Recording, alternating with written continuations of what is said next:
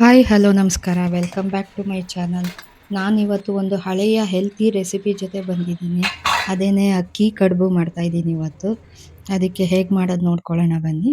ಮೊದಲಿಗೆ ನಾನಿಲ್ಲಿ ಒಂದು ಪಾತ್ರೆಗೆ 2 ಗ್ಲಾಸ್ ನೀರು ಹಾಕ್ತಾಯಿದ್ದೀನಿ. ಇದು ಕುದಿ ಬಂದಮೇಲೆ ಸ್ವಲ್ಪ ರುಚಿಗೆ ತಕ್ಕಷ್ಟು ಉಪ್ಪು ಹಾಕಿ ಸ್ವಲ್ಪ ಎಣ್ಣೆ ಹಾಕ್ಕೊಳ್ಳೋಣ. ಈಗ ನಾನಿಲ್ಲಿ ಸಬ್ಬಸಿಗೆ ಸೊಪ್ಪನ್ನ ಚೆನ್ನಾಗಿ ತೊಳ್ಕೊಂಡು ಸಣ್ಣದಾಗಿ ಹಚ್ಕೊಂಡಿದ್ದೀನಿ. ಅದನ್ನು ಹಾಕ್ತಾಯಿದ್ದೀನಿ. ಅದಕ್ಕೆ ಈಗ 2 ಲೋಟ ನೀರಿಗೆ 2 ಲೋಟ ಅಕ್ಕಿ ಹಿಟ್ಟು ಹಾಕ್ತಾಯಿದ್ದೀನಿ. ಹಾಕಿ ಚೆನ್ನಾಗಿ ಕುದಿಯುವಾಗಲೇ ಚೆನ್ನಾಗಿ ಮಿಕ್ಸ್ ಮಾಡ್ಕೊಳ್ಳೋಣ. ಸ್ವಲ್ಪ ಲೋ ಫ್ಲೇಮಲ್ಲಿ ಇಟ್ಕೊಂಡು ಈ ಥರ ಮಿಕ್ಸ್ ಮಾಡ್ಕೊಳ್ಳಿ. ಅದು ಗಟ್ಟಿ ಆಗ್ತಾ ಬರುತ್ತೆ. ಚೆನ್ನಾಗಿ ಮಿಕ್ಸ್ ಆದ ತಕ್ಷಣ ಗ್ಯಾಸ್ ಆಫ್ ಮಾಡಿಬಿಟ್ಟು ಇದನ್ನು ಸ್ವಲ್ಪ ತಣ್ಣಗಾಗೋಕ್ಕೆ ಅಂತ ಬಿಡೋಣ. ಹಿಟ್ಟು ಮತ್ತು ನೀರು ಸರಿ ಪ್ರಮಾಣದಲ್ಲಿ ಹಾಕಿದ್ರೆ ಕರೆಕ್ಟಾಗಿ ಬರುತ್ತೆ. ಇಲ್ಲಾಂದರೆ ಸ್ವಲ್ಪ ಹದ ಹೆಚ್ಚು ಕಮ್ಮಿ ಆದ್ರೂ ಅದು ಮಾಡಬೇಕಾದ್ರೆ ಸ್ವಲ್ಪ ಹಿಟ್ಟು ಗಟ್ಟಿ ಇದ್ದರೆ ನಿಮಗೆ ಬಟ್ಲು ಕಡುಬು ಮಾಡೋಕ್ಕಾಗಲ್ಲ. ಈಗ ಒಂದು ತಟ್ಟೆಗೆ ಹಾಕ್ಕೊಂಡು ಕೈಗೆ ಸ್ವಲ್ಪ ಎಣ್ಣೆ ಹಚ್ಕೊಂಡಿದ್ದೀನಿ. ಇದೆಲ್ಲ ಈಗ ಹಿಟ್ಟು ತಣ್ಣಗಾಗಿದೆ. ಇದನ್ನು ಚೆನ್ನಾಗಿ ಮಿಕ್ಸ್ ಮಾಡ್ಕೊಳ್ಳೋಣ. ಮೊದಲಿಗೆ ಇದನ್ನು ಚೆನ್ನಾಗಿ ಈ ಥರ ಕಿವುಚ್ಕೊಂಡು ಒಂದು ಹದಕ್ಕೆ ಬರೆಸ್ಕೊಂಡು ಈ ಥರ ಉಂಡೆ ಮಾಡ್ಕೊಳ್ಳೋಣ. ಉಂಡೆ ಮಾಡಿಕೊಂಡು ಸ್ವಲ್ಪ ಚೆನ್ನಾಗಿ ನಾದ್ಕೊಳ್ಳಿ. ಬೇಕಿದ್ದರೆ ಕೈಗೆ ಸ್ವಲ್ಪ ಎಣ್ಣೆ ಹಚ್ಕೋತಾ ಇರಿ. ಈ ಥರ ಮಾಡಿಕೊಂಡು ಸ್ವಲ್ಪನ ಇಟ್ಕೊಂಡು ನಾನು ಇನ್ನೆಲ್ಲ ಎತ್ತಿಟ್ಕೋತಾ ಇದ್ದೀನಿ.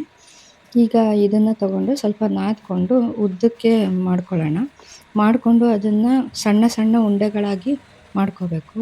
ನಾವು ಈ ಥರ ಮಾಡಿಕೊಂಡ್ರೆ ಈ ಥರ ಮಾಡಿಕೊಂಡು ತಗೊಂಡು ಉಂಡೆ ಮಾಡಿಕೊಂಡ್ರೆ ನಿಮಗೆ ಎಲ್ಲ ಒಂದೇ ಸೈಜಲ್ಲಿ ಬರುತ್ತೆ. ನಿಮಗೆ ಅಕ್ಕಿ ಕಡುಬು, ಗೋಧಿ ಕಡುಬು ಸಹಿತ ಮಾಡ್ಕೋಬೋದು. ನನ್ನ ಚಾನಲ್ನಲ್ಲಿ ನಾನು ಹಿಂದೆ ಗೋಧಿ ಕಡುಬು ಕೂಡ ಹಾಕಿದ್ದೀನಿ. ಅದು ತುಂಬ ಚೆನ್ನಾಗಿ ಬರುತ್ತೆ. ಇದೆಲ್ಲ ನಮಗೆ ಹೆಲ್ತಿ ಬ್ರೇಕ್‌ಫಾಸ್ಟ್ ಆಗಿರೋದ್ರಿಂದ ಆವಾಗವಾಗ ನಾವು ಇದನ್ನೆಲ್ಲ ಮಾಡ್ಕೊಂಡು ತಿಂತಾ ಇರ್ಬೋದು. ನೋಡಿ ಈಗ ಎಲ್ಲನೂ ಉಂಡೆಗಳಾಗಿ ಮಾಡ್ಕೊಂಡಿದ್ದೀನಿ. ಈಗ ಒಂದೊಂದನ್ನೇ ತಗೊಂಡು ಈ ಥರ ಪ್ರೆಸ್ ಮಾಡ್ತಾ ಹೋದರೆ ಅದು ಬಟ್ಲು ಕಡುಬು ಥರ ಆಗುತ್ತೆ.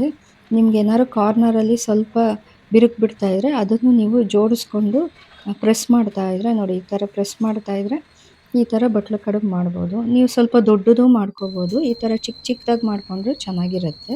ನೋಡಿ ಈಗ ಎಲ್ಲನೂ ಮಾಡಿ ಇಟ್ಕೊಂಡಿದ್ದೀನಿ ನಾನು.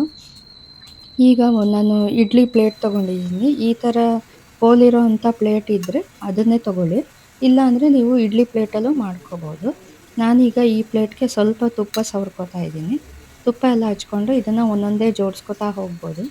ನೀವು ಒಂದರೊಳಗೊಂದು ಇಟ್ಕೊಂಡು ಜಾಗ ಇಲ್ಲ ಅಂದರೆ ಒಂದರೊಳಗೊಂದು ಇಟ್ಕೊಂಡೂ ಬೇಯಿಸ್ಕೋಬೋದು. ನಾನಿಲ್ಲಿ ಜಾಗ ಇರೋದ್ರಿಂದ ಎಲ್ಲ ನೀಟಾಗಿ ಇದೇ ರೀತಿ ಜೋಡಿಸ್ಕೋತಾ ಇದ್ದೀನಿ. ನೋಡಿ ಈಗ ಇದನ್ನು ಇಡ್ಲಿ ಪಾತ್ರೆಗೆ ಇಟ್ಕೊಳ್ಳೋಣ. ಅದಕ್ಕಿಂತ ಮುಂಚೆ ನೋಡಿ ಇಡ್ಲಿ ಪ್ಲೇಟಲ್ಲೂ ಈ ಥರ ಜೋಡಿಸ್ಕೋಬೋದು. ಅದರಲ್ಲೂ ಸ್ವಲ್ಪ ಜೋಡಿಸಿ ನಾನು ಬೇಯಿಸ್ಕೊಳ್ಳೋಕೆ ಇಟ್ಕೊತಾ ಇದ್ದೀನಿ. ಈಗ ಪಾತ್ರೆಗೆ ನೀರು ಹಾಕ್ಕೊಂಡಿದ್ದೀನಿ. ಇದಕ್ಕೆ ನಾನು ಜೋಡಿಸ್ಕೊಂಡಿರೋಂಥ ಇಡ್ಲಿ ಪ್ಲೇಟ್ನ ಇಡ್ತಾ ಇದ್ದೀನಿ. ಅದ್ರ ಜೊತೆ ಮುಂಚೆ ಜೋಡಿಸ್ಕೊಂಡಿರೋಂಥ ಹೋಲಿರೋಂಥ ಪ್ಲೇಟ್ನು ಅದನ್ನು ಇಡ್ತಾ ಇದ್ದೀನಿ.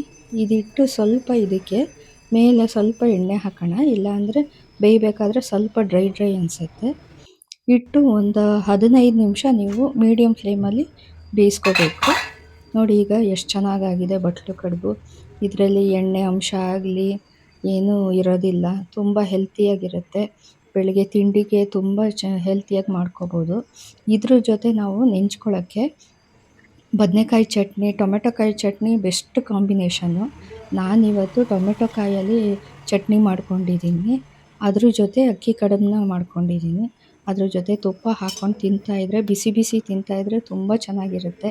ನೀವು ಮನೇಲಿ ಒಂದು ಸಲ ಟ್ರೈ ಮಾಡಿ. ನನ್ನ ಮುಂದಿನ ವೀಡಿಯೋದಲ್ಲಿ ಟೊಮೆಟೊ ಕಾಯಿ ಚಟ್ನಿ ರೆಸಿಪಿನೂ ಅಪ್ಲೋಡ್ ಮಾಡ್ತೀನಿ. ದಯವಿಟ್ಟು ನೋಡಿ.